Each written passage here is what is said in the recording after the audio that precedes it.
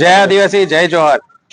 આજ રોજ અમે આદિવાસી સમાજના તમામ આગેવાનો જ્યારે આજે અમારા સમાજના દીકરો તનુજ ફતેસિંહ વસાવા ઉપર એક જાનલેવા હુમલો કરવામાં આવ્યો હતો, તે શેના માટે?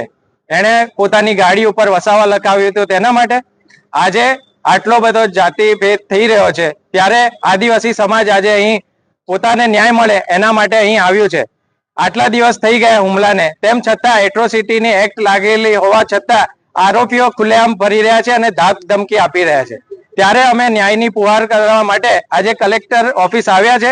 જો આ તમામ આરોપીઓને 24 કલાકમાં જો એ લોકોને ધરપકડ નહીં કરવામાં આવે તો આવનાર દિવસમાં અમે આદિવાસી સમાજના તમામ આગેવાનો અહીં ધરણા પર બેસી જઈશું અને તેની સંપૂર્ણ જવાબદારી કલેક્ટર સાહેબ અને પ્રશાસનની રહેશે।